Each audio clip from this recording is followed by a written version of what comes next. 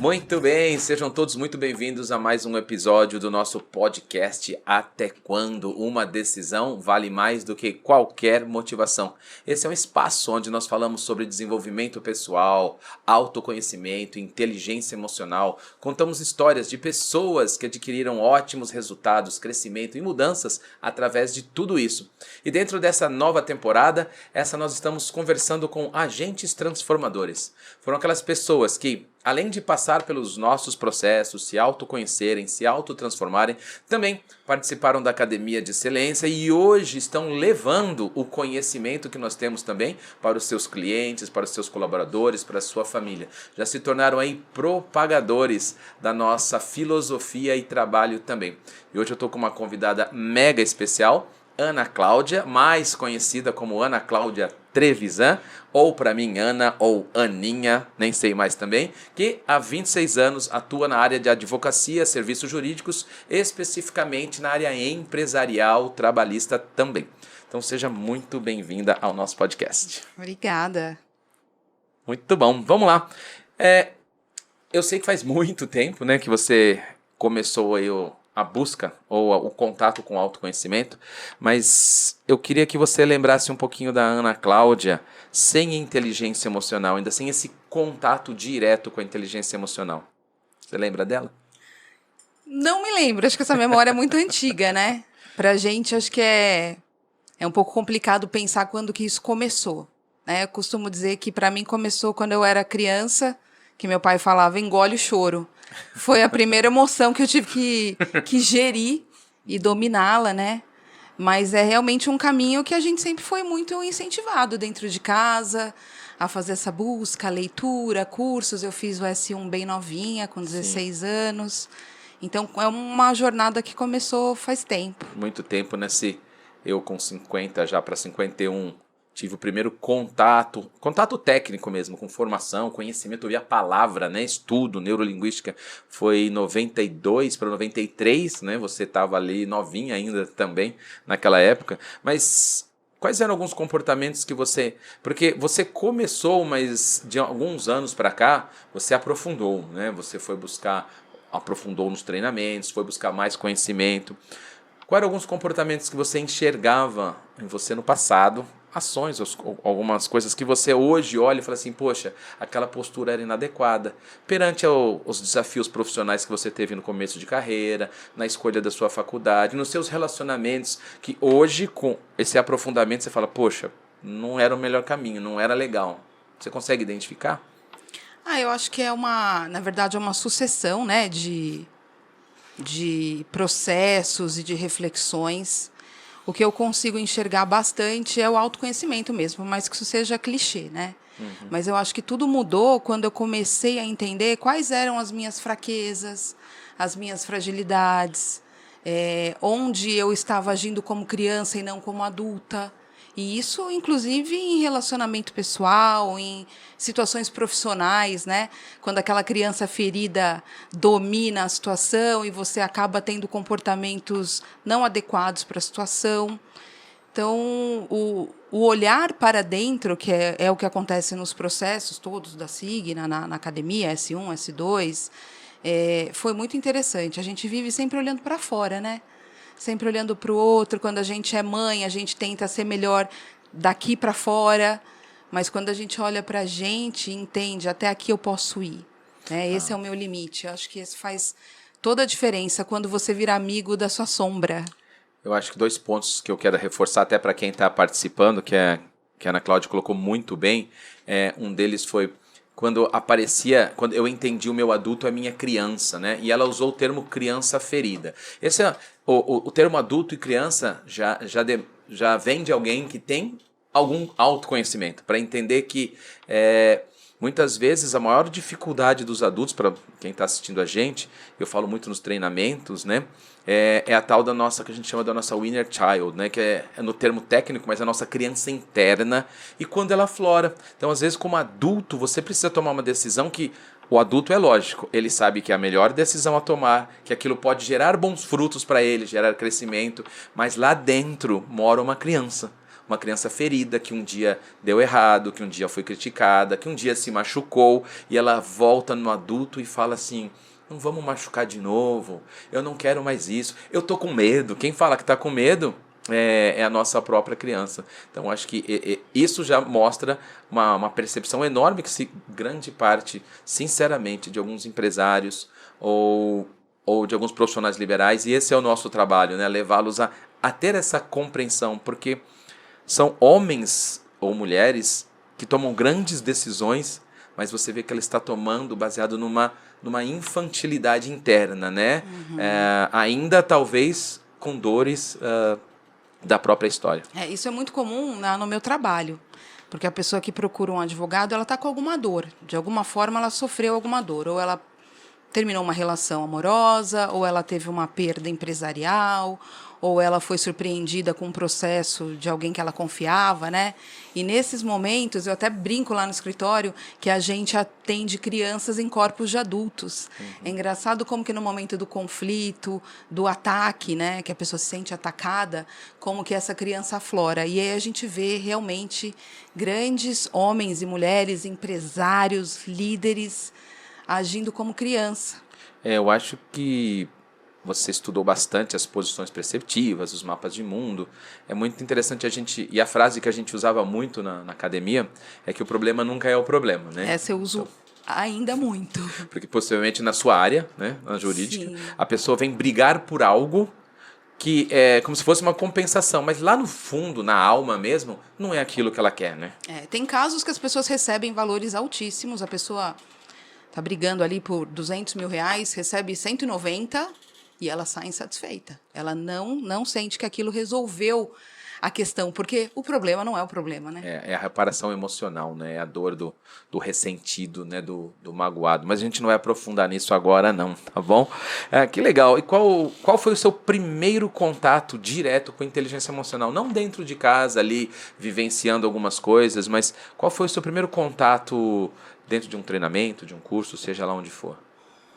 Olha, quando eu entendi o que era inteligência emocional mesmo, né? Quando eu tive esse contato, eu acho que foi na Academia de Excelência. Foi quando eu realmente entendi quais eram as minhas dores, as minhas sombras, as minhas emoções e como eu tinha que gerir isso, né? Porque a emoção, ela existe, a gente não pode negar. Mas a gerir, se utilizar dessa emoção, até transformar isso em algo positivo para você usar a seu favor, eu acredito que tenha sido na academia mesmo. Tá. E antes você já tinha feito você fez alguns cursos? Eu fiz o S1 com 16 anos, não tinha tanta bagagem ainda, mas já enxerguei um mundo diferente. Eu fiz o Gaivota também na sequência, eu fiz o Practitioner, eu sou Practitioner em PNL no ano de 2000, mais ou menos. 2001, 2001. Então, já tinha tido contato. Tá, então você teve alguns contatos anteriores e você falou assim, não, mas quando eu realmente assimilei, entendi o conceito, que foi na Academia de Excelência, que foi em 2019, eu acho. O meu foi 18. 18, lá na turma com Pedro Mizutani. Pedro, Thaís. Lá no CDT, né? Foi uma turma muito legal. Que riqueza as pessoas, né? Sim. A academia, ela tem esse a mais que não está no pacote, no cronograma, que é assim, o quanto você vai se desenvolver com as pessoas que você vai se relacionar lá dentro. Né? Sim. E para mim foi fantástico, assim, porque realmente lá tinham grandes empresários e é um momento onde a gente trabalha fragilidades também, né? A gente tenta se fortalecer. E quando eu olhava aqueles mega empresários e com situações e medos muito parecidos com o meu, aquilo é muito enriquecedor. Você se sente muito forte em saber aquela pessoa que eu admiro também, né, passa por isso. Eu tive dois pontos que eu queria destacar. Um deles, a Ana Cláudia colocou. Lá dentro tem mega empresários. Se a gente olhar o mundo externo deles, realmente, mega empresários e de sucesso naquilo que eles fazem. Mas olha que interessante, eles são pessoas de sucesso, grandes empresários, mas se propõem a passar 10 finais de semana, um sábado e domingo estudando. Por que será que eles adquirem ótimos resultados? Porque eu vejo, às vezes, a gente conversa com outros empresários que estão com muita dificuldade, estão com muitas dores, e você dá um caminho e fala, olha, você precisa estudar. Estudar não o que você faz, você precisa se conhecer. Eu não tenho tempo, para mim não dá, porque na minha empresa aí já está uma grande diferença, né? Eu tinha outro ponto aqui, mas daqui a pouco eu lembro. Eu esqueci qual era o segundo ponto. Mas vamos lá. Você teve alguma objeção? Porque assim, como você ficou um período meio distante, né? Fez os treinamentos há muitos anos atrás, isso em 94, depois em 2000. Você não fez logo de cara a Academia de Excelência, você demorou um pouquinho, né? Sim, eu demorei. Qual que eram algumas objeções que você tinha? Bom, eu fiz os dois processos primeiros, né? O S1 e o S2, aí realmente eu fui me dedicar a estudar a parte técnica.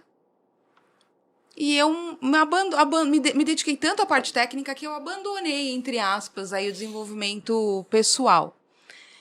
Só que eu tive uma mudança, em 2017 eu fiz uma transição de carreira, onde eu pedi demissão de um emprego que eu tinha há muitos anos para ser empresária, para ser empreendedora.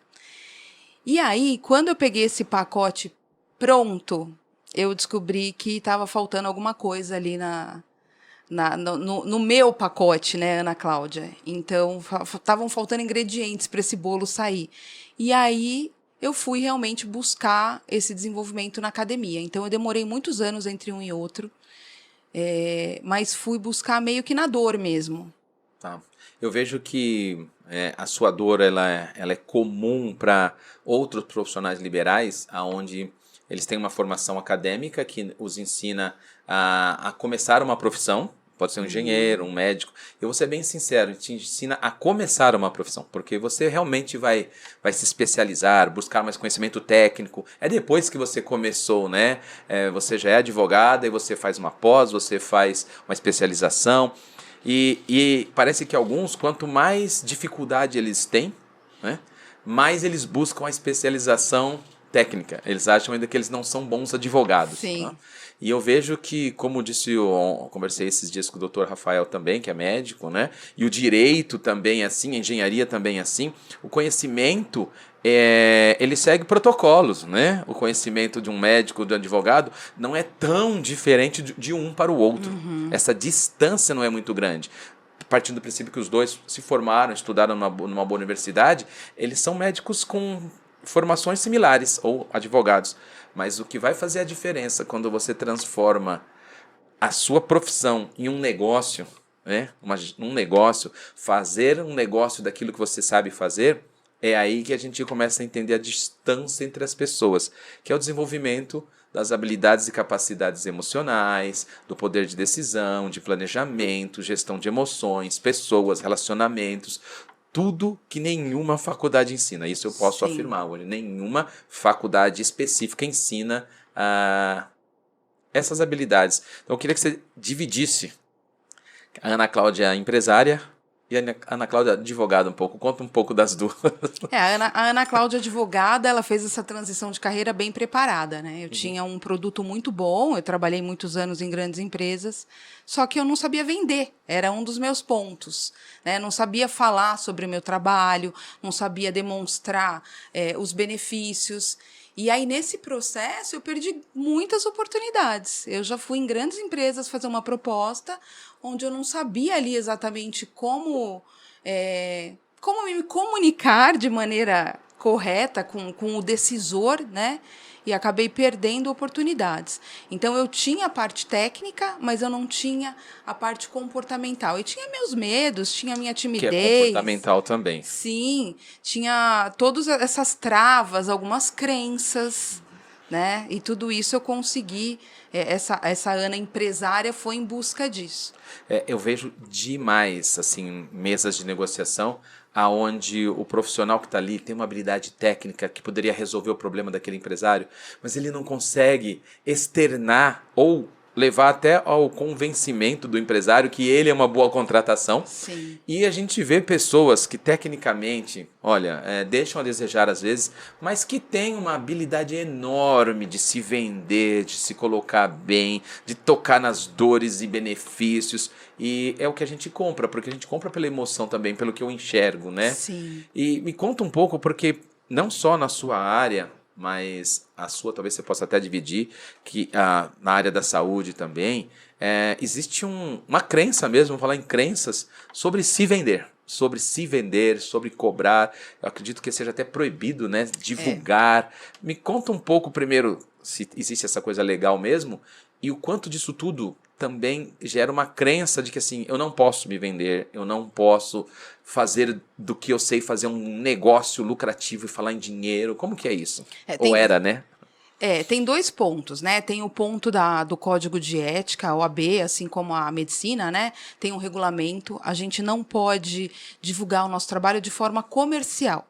Então, eu não posso falar, olha, promoção, divórcio hoje, R$ 3.000. Não posso divulgar dessa forma. A gente tem uns limites que é entregar conteúdo. Então, eu posso entregar bastante conteúdo jurídico, informativo, mas eu não posso prometer, não posso vender, eu não posso nem dizer, entre em contato caso tenha alguma dúvida pelas regras da OAB. E, além disso, né, que é uma dificuldade, tem a questão também, na advocacia, eu acredito que na medicina também tenha, que são funções sociais. Então, são profissões que atendem pessoas em estados de fragilidade, de vulnerabilidade. E aí, tem aquela coisa, né? Como que eu vou cobrar do cara que já está numa situação difícil? Quanto que eu vou cobrar? Poxa, eu posso ajudá-lo, mas ele não pode me pagar. Isso, para mim, particularmente, sempre foi uma questão muito forte. Porque eu tenho essa criação de ajudar pessoas, né? E aí, como que você cobra e cobra bem por um trabalho bem feito, quando a sua função é ajudar pessoas, a do médico é salvar vidas, né? Então, também entender essa relação entre o que é o meu social e o meu profissional e separar nas caixinhas. Aqui eu sou profissional, né? Lá na casa da tia Marli eu sou o social. Também foi um processo. Ótimo, um processo de aprendizado. Eu não sei nem se foi junto, mas você já colocou o termo das caixinhas, que foi quando foi a minha cura, né? Porque eu também eu sou muito, eu ajudo, ajudar para mim me faz bem. Eu tenho prazer em contribuir. A contribuição é um dos sentimentos que me preenche muito. E no meu começo de trabalho também, eu tenho pessoas maldosas, né? Fala assim, você vem falar de amor, falar de perdão, mas não perdoa meu cheque sem fundo. Olha. A E confusão. mas eu me incomodava um pouco, né? Sim. Que algumas pessoas acreditavam, muitos anos atrás, mas é por culpa minha e não delas, que o meu trabalho era quase que social. E não Sim. deveria ser um trabalho profissional. Mas com a minha mudança de postura, a postura das pessoas também já é outra hoje. E eu consegui fazer isso, como você disse, separando as coisas. Dentro do meu trabalho, eu separei muito bem quem são e quais são os critérios das pessoas que eu ajudo. Eu ajudo, é social, é meu. E o restante são os meus clientes, né, que podem pagar muito bem, pagam e ficam extremamente satisfeitos. Eu lembro de um case, um cliente, mais de um, né? Ainda quando eu estava nessa coisa do cobrar, e ele ligou, pediu desconto, chorou, e meu coração mole, né? Dei aquele desconto enorme para ele fazer o treinamento, e porque naquela época eu fazia tudo, eu ligava, eu contatava, eu fazia, e ele... faltando um dia ele ligou e falou assim, olha, você sabe me informar se tem estrada de terra? Eu falei assim, não, pro hotel não, é uma estrada... Ah, tá, para eu decidir com qual carro eu vou. Ele ia saber se ele ia com a... Era uma Range Rover, eu acho, ou com a Mercedes, né? E é o cara que eu dei um desconto que eu não daria nem às vezes para alguém que precisaria, porque ele chorou, ele tocou meu coração, né? E a gente vai ficando macaco velho, né? As pessoas, porque elas abusam de quem ajuda muito também, Sim. né? Infelizmente, algumas pessoas abusam, né? Eu já vi gente que chorou desconto, não queria fazer por causa de preço. Chegou no processo, o tênis era mais caro do que um fim de semana inteiro de processo, né? A gente vai aprendendo, né? A gente vai aprendendo. E me conta uma coisa, da academia, né? Que é o que você mais tocou aqui no momento. Você foi para lá com uma expectativa, como todos os alunos vão. Todo mundo que compra, né? Fica uma expectativa. Um ano, o que vai ser? E houve uma entrega. Me fala um pouco da expectativa versus entrega. O que você recebeu no seu olhar, né? Porque cada aluno tem um, né? Sim. Eu fui com poucas expectativas, assim, eu não quis criar muita expectativa, eu fui bastante de peito aberto para entender e para absorver. Eu sabia que eu seria desafiada, eu sabia que eu teria momentos de profunda reflexão, então essa era a minha expectativa, né? Mas eu não fui com expectativa de um produto final. O que eu tive de entrega, e isso eu falo para todo mundo, né? É algo impressionante, assim, porque eu acho que a formatação da academia, a ordem com que os módulos acontecem é fantástica. Porque no começo a gente aprende ali a olhar um pouquinho para a gente, a olhar para o outro, a entender o outro, né? E tem um determinado exercício, que eu não vou dar spoiler aqui, que deve ter gente que ainda não fez academia. Mas qual o nome só do exercício, você lembra? É o da metáfora. Tá. Apresentação da metáfora. Representação da metáfora. E aí, que é mais ou menos na metade, né, do curso? Módulo 6. 6, mais ou menos metade. A gente tem um mês para pensar na nossa história de vida. E esse, para mim, foi, assim, fantástico. Porque eu tinha recebido, nos outros módulos, canetinha colorida, lápis de cor, tinta. E aí eu tive um mês para pintar a história da minha vida do jeito que eu queria contar essa história. Ali, para mim, foi realmente um divisor de água, assim.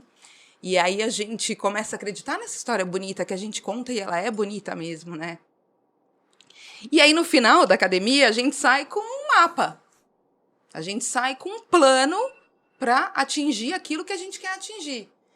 E esses dias, até depois que a Isa fez contato comigo para falar, vamos falar lá um pouquinho do seu processo, eu lembrei do meu roadmap, que eu fiz com o Marcinho. Se ele estiver ouvindo aí, viu, Marcinho? Eu não sei se você lembra, mas eu me lembro muito bem do que eu desenhei ali. E eu peguei esse roadmap e eu guardei no armário. E essa semana, pensando nos processos e tal, eu me lembrei que eu atingi exatamente tudo que eu queria.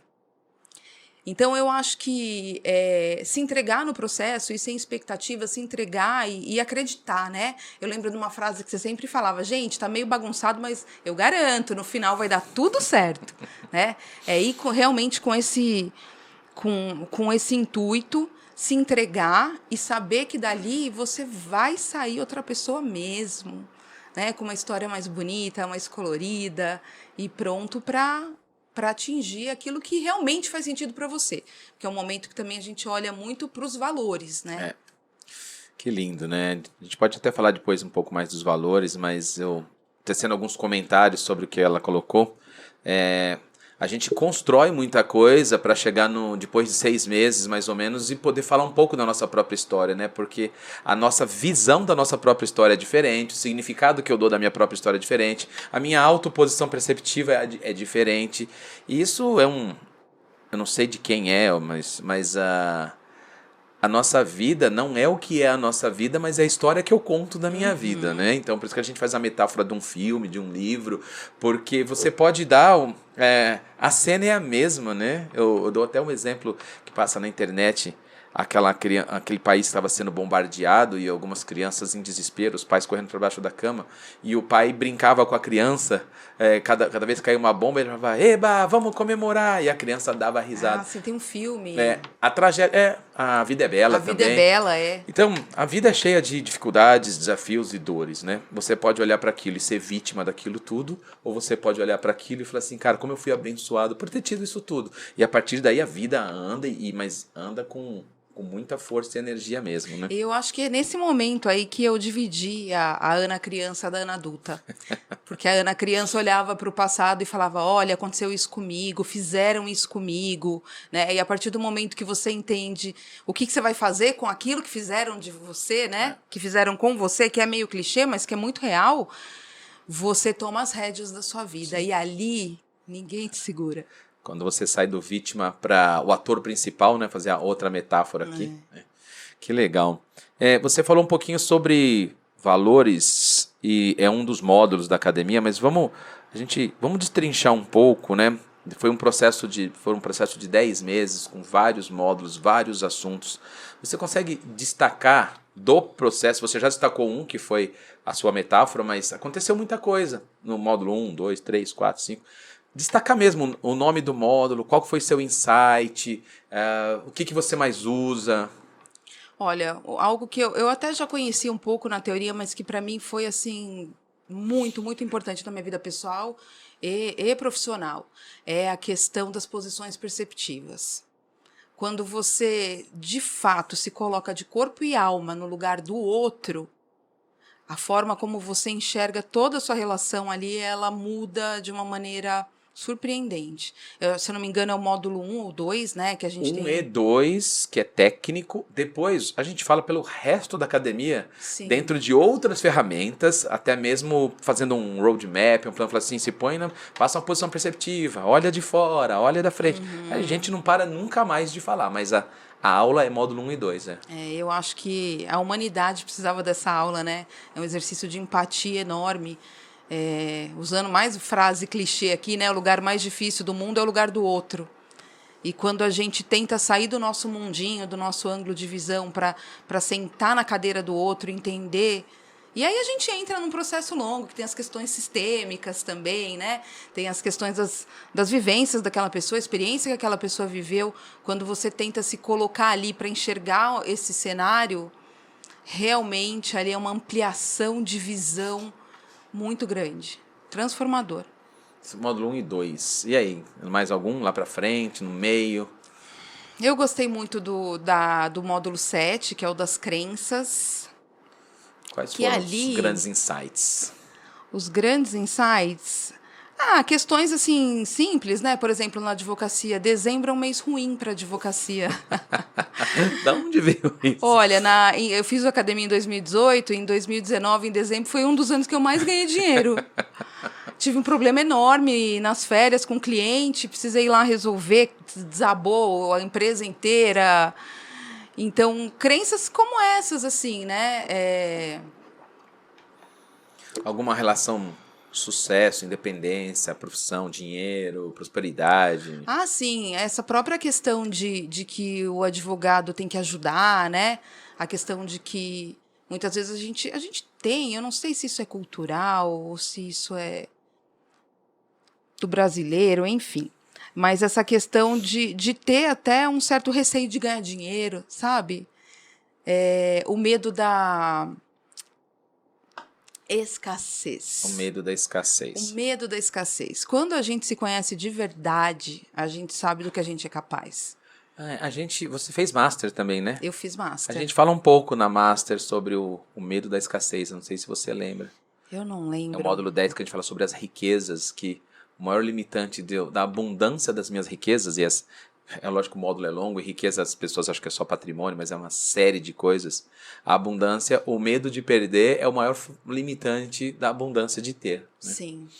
Então você retém ali aquela coisinha com você, aquilo que você conquista e chama de sucesso, que eu também tive que me tratar, porque eu consegui sair de um lugar difícil para mim e cheguei num lugar bom e confortável. Então eu adquiri algumas riquezas, né? E ali parou, uma época parou, ficou ali. E uma vez, um dos mentores que eu estava fazendo um curso, ele disse assim, sabe qual é o seu maior bloqueador? Né? É que você se apega a seus pequenos sucessos. Você se apega tanto a seus pequenos sucessos que ele é o limitante do seu grande sucesso. Ele estava querendo dizer, cara, você conseguiu alguma coisa e você se apega tanto a essa coisa que você conseguiu, seu medo de perder é tão grande que você não consegue continuar caminhando em frente. Essa foi boa, né? Essa é boa. Muito, tô até pensando aqui no meio da gravação. Uma sessão. Dos meus pequenos sucessos. Sessão ao vivo. Sim, e Laura, a gente não vai medir ou julgar sucesso de ninguém, mas geralmente os pequenos sucessos são os que nos colocam numa posição mediana, né? Numa média, na mediocridade, que é o médio, né? Uhum. Então, eu tenho um bom negócio, não é ruim, mas também não é maravilhoso, é bom. Eu tenho um bom trabalho, não é maravilhoso, tá, mas eu tenho uma família até que... então a gente pega esse mundinho e fala agora, ufa, sabe aquela coisa, vai que eu mexo e estraga? Uhum. E às vezes aí você que tá na postura sistêmica, né? Para ter o novo tem que liberar o velho, né? O velho tem que morrer para o novo nascer, né? E é bem interessante também quando a gente fala de sucesso, que é uma das questões que eu trabalhei dentro da academia, que são os valores, né? Eu fiz a minha transição de carreira em 2017 e fiz academia em 2018. Então, eu vinha de um movimento de corporativo, e quem está no mundo corporativo sabe que a pegada é forte, né? E, de repente, eu me vi ali, metade advogada, metade mãe, porque o motivo que eu saí da empresa foi a maternidade mesmo. E aí, quando a gente se conhece, quando a gente tem os nossos valores e as nossas prioridades definidas, é tudo muito mais fácil. Porque a Ana antiga, né, a que eu não tinha morrido ainda inteira para a nova nascer, ela estava numa pegada de trabalhar muito, de ganhar muito dinheiro, de fazer acontecer. E naquele momento a minha prioridade não era ganhar muito dinheiro, era ter mais tempo para ficar com meu filho. Então a gente vem às vezes num automático ali do que a gente era, do que a gente fez por muitos anos. São hábitos, você desenvolve hábitos, né? E em alguns momentos eu me questionava, eu falava, cara, eu tinha que estar trabalhando agora, eu tinha horário, eu tinha que estar vendendo muito, ganhando muito dinheiro. E aí, quando eu lembrava do meu porquê, né? O porquê que eu estava ali e que aquilo não tinha valor, aquilo era o motivador da minha decisão, a coisa ficava muito suave, muito tranquila. Isso chama clareza e autoconhecimento. Autoconhecimento. Porque as pessoas, primeiro, algumas, quando elas olham, elas têm os valores internos, aquilo que são as verdades e o que é importante para elas. Só que o mundo externo, ele cega. Porque você começa a dar valor para outras coisas. Valor para coisas que a sociedade diz, que as pessoas dizem. E aí quando você vê, você está em busca de muitas coisas, que para buscar essas muitas coisas, você corrompe valores internos. Então o primeiro passo é conhecer seus valores internos. O que realmente é importante. Então você já definiu. Só que ainda assim você ficava confusa. Porque tinha o valor velho e o valor novo. Porque até uma certa idade, ganhar dinheiro, trabalhar, é um valor. E é importante. Sim, muito importante. Quando eu me torno mãe, família ou pai, peraí, nasce um novo valor também. E aí o valor novo fica conflitando com o velho, né? Se eu tô trabalhando muito, eu me culpo porque eu tô longe da família. Se eu tô com a família, eu sinto um peso porque eu deveria estar trabalhando. Mas esse é um processo também que o autoconhecimento ajuda, né? Você se posicionar. E eu acho assim, Ana, dividindo até com quem está assistindo a gente, duas coisas que mudaram bastante a minha vida, né? Uma delas foi entender quais são os meus valores, colocar eles numa ordem de hierarquia e respeitá-los, jamais corrompê-los, por preço nenhum, pagar o preço pelos meus valores.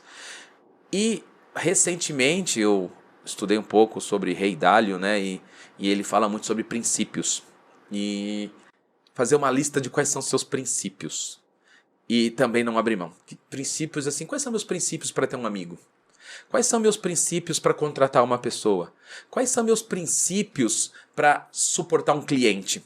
Então, eu defino quais são meus princípios, porque se fere um desses princípios, não, aqui não. Não vai dar certo. Aqui não vai. Só que o mundo externo, ele vai dizer, não, abre só uma mão, abre uma exceção. Né? Ele não tem todos os princípios para ser seu amigo e você chamar ele para ir na sua casa, mas ele é um bom cliente e pode comprar de você. Aí você, corrompido pelo mundo externo, abre um princípio seu. Essa pessoa vai para sua casa, toma uma liberdade com o tempo que não deveria, alguma coisa, e você perde o amigo, perde o cliente e perde tudo. Então, valores e princípios, isso é algo que realmente dá direcionamento para mim, né? Na minha vida. Eu acredito que você também usa muito esse conceito, às vezes até sem saber que está usando.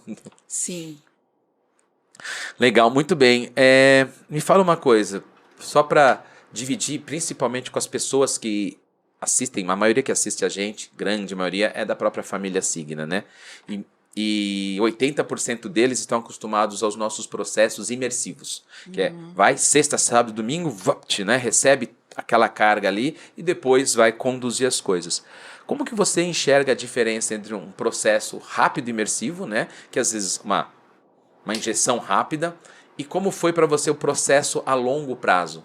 10 finais de semana, 10 meses. O que você vê de diferença entre um e o outro? É difícil falar qual que é mais intenso, né? Eu acho que os processos longos, mesmo você não passando por dinâmicas tão profundas, ele é extremamente intenso. Eu acho que esses 10 meses, para mim, ele me deu a oportunidade, primeiro, de me conectar muito com pessoas e de ter muito mais troca. O tempo é maior, né? Então, essas trocas, a gente sabe até no S1, que são muito ricas. Pessoas diferentes. Então, esse tempo de convivência foi muito interessante. Tirar um final de semana pra gente. Você acabou de falar de empresário que não acha tempo para nada, né? Mulher ainda, às vezes, não todas, mas algumas ainda pior ainda, porque tem família, tem filho, e aí vai ficar fora o final de semana, a criança é pequena.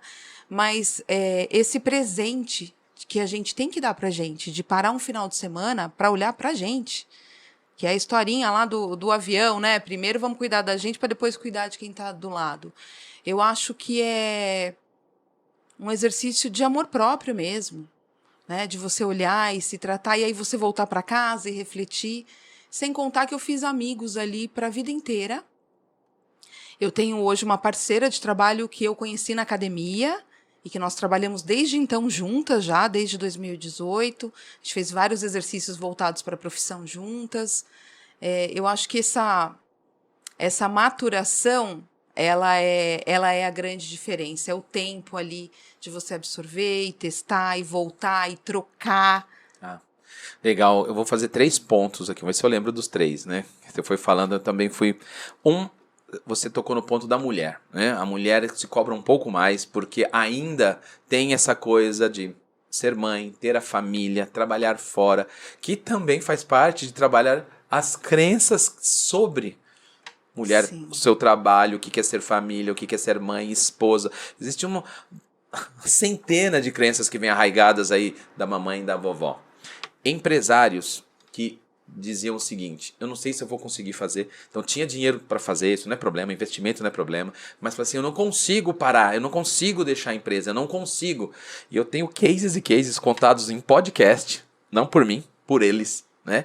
Que alguns pós-academia de excelência conseguiram tirar 30 dias de férias direto com a família, deixando a empresa estruturada, funcionando e bem.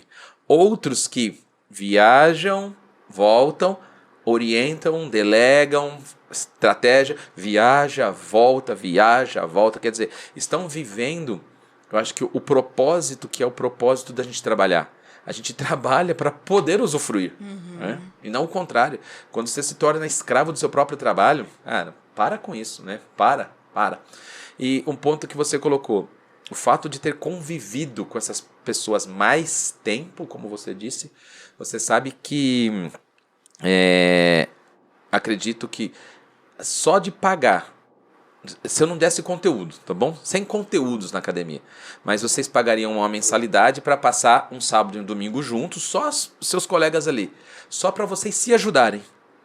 Um ajudar o outro, um trazer experiência para o outro, vocês teriam uma transformação enorme sem o conteúdo.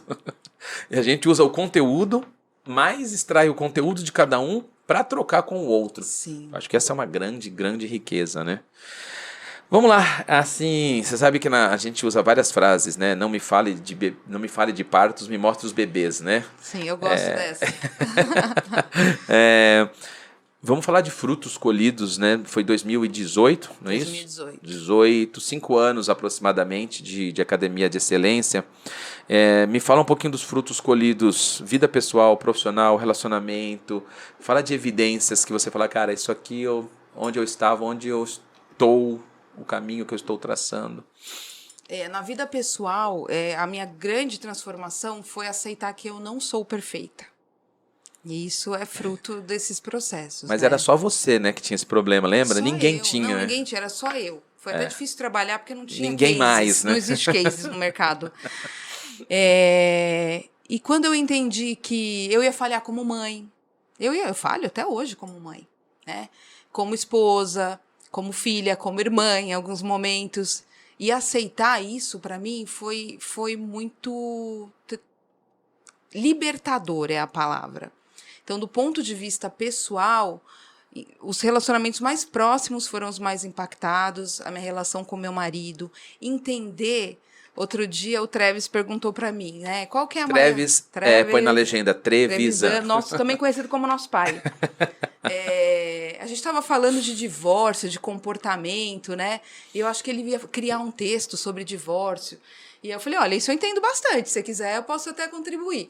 E ele falou, qual você acha que é a maior causa dos divórcios? Eu falei, pai, é problema de comunicação. Os casais não se comunicam, não falam o que precisam, né? E isso a gente aprende ali, não só a se comunicar, mas a entender a forma como o outro se comunica. Por exemplo, meu marido, Posso falar dele também? Pode, porque ele é um case, né? Porque além de ser marido, ainda tem outra cultura, outras crenças, Totalmente diferente. desafio um pouquinho. Pode contar, porque O esse desafio é desafio maior. é bem grande, viu? Eu conto os anos de casamento em dobro, porque é bandeira 2 lá em casa. Mas ele é uma pessoa que não fala da própria cultura dele. O americano é um povo mais fechado, né? E às vezes isso me incomodava. Eu falava, poxa vida. Só que eu entendi as formas de demonstrar o amor dele. O meu marido é um cara que ele te faz sua comida favorita, e é o jeito dele dizer eu te amo. E às vezes a gente quer tanto ouvir alguma coisa, quer tanto sentir alguma coisa, e a gente não percebe que o outro está te dando aquilo, mas da forma dele, do modo dele de se comunicar, né?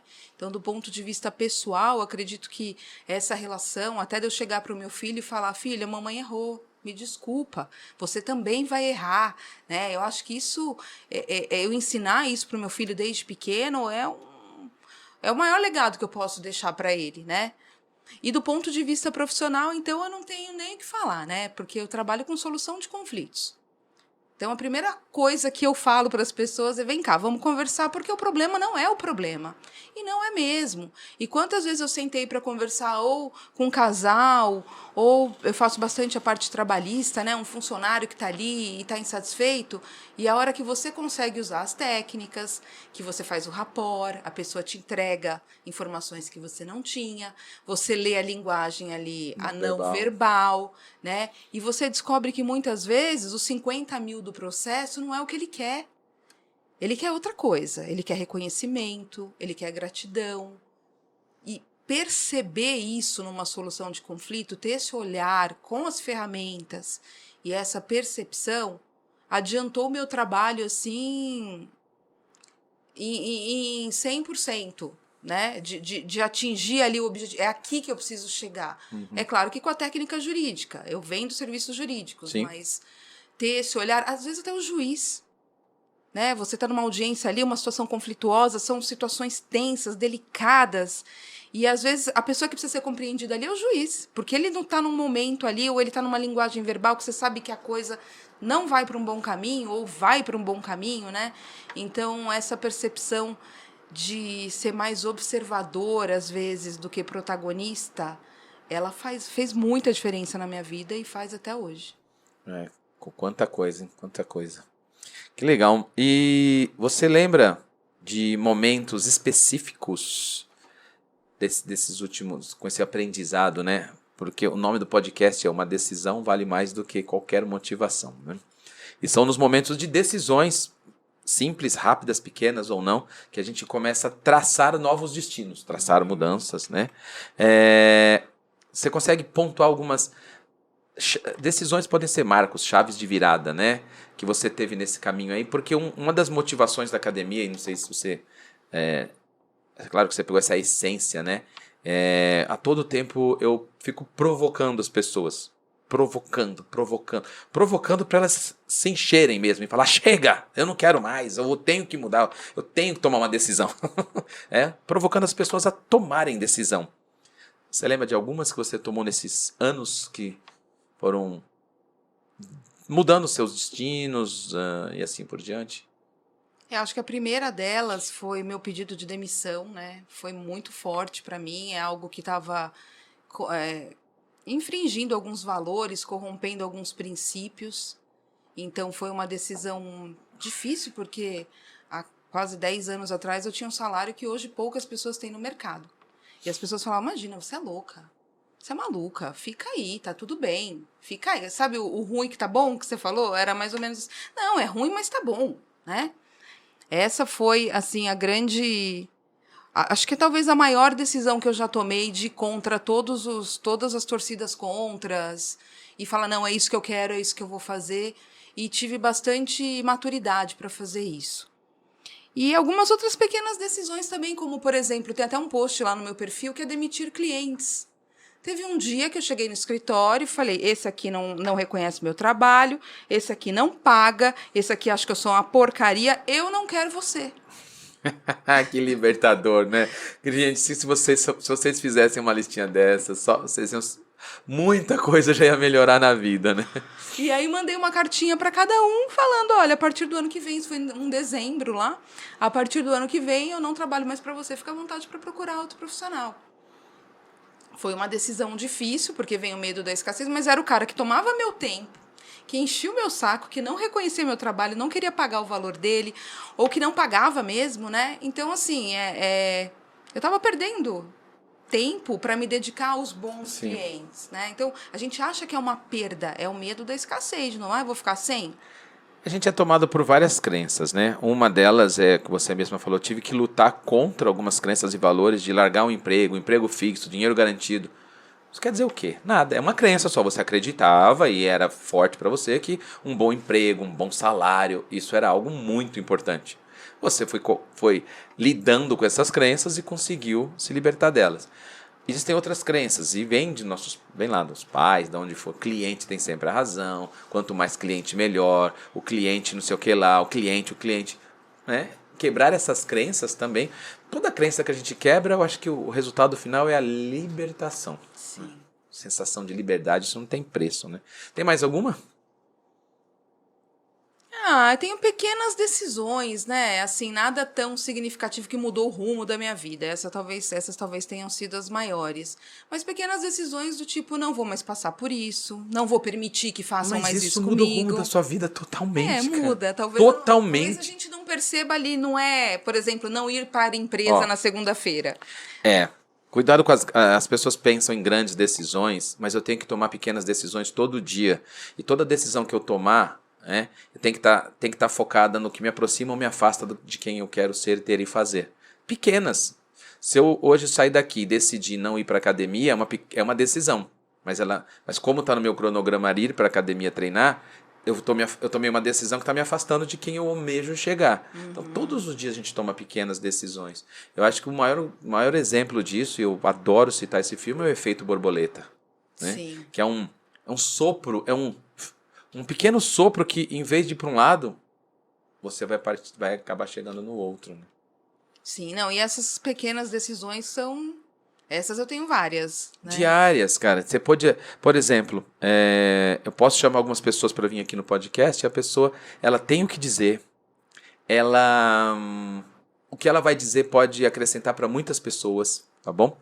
E aí ela, por medo, insegurança, ela decide uma pequena decisão. Olha, não vai dar para eu ir, eu não quero, mas ela está com medo. Tudo bem, ela foi para um caminho. Ela podia ter vindo aqui, falado alguma palavra, uma frase, que alguém ouviu lá não sei aonde, porque isso vai longe, e liga para ela, e contrata ela, e é a maior empresa que ela... Então percebe que são pequenas decisões que vão traçando os destinos e caminhos. Não são as mais radicais. A gente lembra das mais radicais, né? Que legal, vamos lá. Vamos supor que aqui eu sei que tem muita gente ouvindo a gente que fica ouvindo tudo isso e fala assim, poxa vida, acho que eu quero fazer esse curso da academia. Aí ela lembra das partes da academia? As partes internas? Sim. Vem uma parte dela e fala assim, olha, esse curso vai ser importante, olha o que essas pessoas estão dizendo, vai estudar, vai aprender, tal. Aí ela fala, eu vou. Aí ela vai dormir. Aí amanhã ela acorda, quem acorda com ela é uma outra parte dela. Olha, você não faz isso, não gasta esse dinheiro, é muita coisa, um fim de semana inteiro, um sábado e domingo, você já trabalha. Então ela fica nessa confusão. Então vamos dizer que tem uma pessoa aí com você, assim, olha, Ana, eu gostaria, mas eu estou em dúvida, faço ou não faço? O que você diria para ela? Faça agora. Comece, já faz a inscrição hoje, com certeza, né? Essas questões aparecem, eu conheço até pessoas que pensaram em não fazer por conta disso. Meu filho está ficando sozinho, que para mim, na minha realidade, é o que pega bastante. Mas eu não tenho dúvidas de que ao final do processo, todas as pessoas que deixaram de conviver um final de semana por mês com você vão ter resultados tão valiosos, tão grandes, a sua própria família, o seu trabalho, né? A academia, para mim, além de um presente, de um auto-presente, de um auto-amor, é também um presente para todo mundo que está no seu entorno. Então, é um pequeno sacrifício para um grande resultado. A gente não pode olhar para os finais de semana, para o valor. A gente tem que olhar realmente para o resultado do que vem lá na frente. E assim, ir para fazer de verdade também, né? Ir porque acha que tem que ir ou porque alguém diz que tem que ir, funciona também, né? Então a pessoa tem que estar realmente disposta a querer entrar nesse universo aí. Legal, muito bem. Agora eu vou deixar um espaço para você, além de deixar um aviso final, antes aproveitar aqui esse espaço para dizer para as pessoas, somando, né, todas as suas formações técnicas e acadêmicas, o seu autoconhecimento, tudo isso, como que você contribui na vida das pessoas profissionalmente, o que que você pode fazer por elas, caso elas tenham alguma necessidade também. Fala um pouco do seu trabalho e deixa seu recadinho final para quem está assistindo a gente. Ah, legal. Bom, eu lido com pessoas, eu lido com conflitos, então a percepção do conflito é algo super importante. E aí as pessoas falam, mas como que você usa essas técnicas num atendimento jurídico, por exemplo, né? Às vezes é uma palavra, às vezes é uma frase, às vezes é falar para a pessoa, você já pensou que talvez tenha, isso é da PNL também, né? Que talvez tenha acontecido isso. Então, é na conversa, é no diálogo, eu não uso nenhuma outra metodologia além da própria comunicação, da conversa, mas ali é mudar, é tirar a pessoa do ângulo da dor, do conflito, trazer ela para uma nova percepção, tentar levar ela para olhar por esse lado, por aquele, e aí você vai ampliando as possibilidades de solução. Quando a pessoa está ali numa situação, ela só consegue enxergar um caminho. Quando você demonstra possibilidades, e eu não estou julgando quando eu falo, você já pensou que talvez a pessoa tenha feito isso por conta disso? Né? Não é julgamento, é simplesmente ampliar a visão. Legal. E quem você ajuda? Empresários, empresas? Como que alguém está assistindo e fala assim, olha, acho que eu preciso disso. E quem está precisando do quê? Eu ajudo pessoas. Eu atendo muitas empresas, né? Mas é o que você sempre fala, atrás de um CNPJ tem sempre um CPF. Né? Eu ajudo empresas e pessoas é engraçado isso, né? Mas é meio do DNA, a manterem um equilíbrio nas relações dentro do que está na legislação. Né? Então, por exemplo, na parte trabalhista, se tiver uma parte dando muito e recebendo pouco, vai ter problema. Então, como que a gente pode olhar, como que a gente pode enxergar, né? Entender os limites. Até aqui você pode ir, aqui você está infringindo o direito do outro. Né? Nesse sentido. Legal. Eu uso bastante uma frase, né, em vários ambientes, dependendo do contexto que eu estou dando aula, ensinando, que eu digo, eu falo assim, olha, minha irmã, que é da área jurídica, principalmente trabalhista, ela coloca que muitos processos trabalhistas seriam evitados pela forma do desligamento, pelo olhar humano na hora de fazer o desligamento. Poderia ter sido evitado muitos outros processos que são buscados depois como compensação, não simplesmente por valores, mas pela forma que ele foi tratado, né? Sim, eu falo isso sempre, que um processo seletivo demora 6 meses e uma demissão demora 6 minutos. E às vezes a pessoa trabalhou 30 anos dentro da empresa e ali, por uma estratégia, por uma questão corporativa e não humana, né? Ela é simplesmente desligada. Então, eu sou muito a favor de reconhecer o que foi feito, apesar dos pesares. É como um casal dizer que se separou e que foi ruim o casamento. Não foi ruim o casamento. Foi muito bom. Foi muito bom. Tiveram filhos, tiveram frutos. Então, no meu trabalho, é tirar o olhar para essa situação pontual e trazer um olhar realmente para aquilo que foi bom. Né? A pessoa, pior que tenha sido funcionário, de alguma forma ele contribuiu. Tem uns que são bem ruins mesmo, né? Aí também não dá nem para... Mas é o olhar também de saber se esse é ruim, de fazer o corte. O que eu vou aprender com isso também, né? Como que eu vou contratar o próximo? Então é mais ou menos isso. Legal. Quer deixar um recado geral para a galera que está assistindo a gente, para a turma? Nossa, não estou muito acostumada com câmeras, mas, gente, quem tiver aí na dúvida, pensando se dou esse passo ou não, diga sim. Diga sim para a vida, diga sim para suas escolhas, vá com tudo, se entregue. Ano que vem acho que eu tô lá, na turma de 2024. E vai ser delicioso dividir essas questões e compartilhar questões da nossa vida pessoal, da maternidade, do casamento, do trabalho. É sempre muito rico essa troca e esse conhecimento. Então, não deixe para depois. Valeu, muito obrigado pela presença, pelo tempo, né? O tempo é a coisa mais rara que a gente tem. Sim. E eu queria agradecer também a vocês que acompanharam aqui esse podcast. Lembrando que os contatos da Ana Cláudia estão aqui, caso você precise de alguma assistência que ela possa lhe dar no seu trabalho, na sua empresa, nas suas relações também. Com certeza ela terá todo o prazer em atendê-los. E outros episódios e capítulos também estão todos aí, Spotify, YouTube. Então, compartilhe, divulgue e continue com a gente. Um grande abraço, valeu, e para alguns espero que um até breve. Valeu!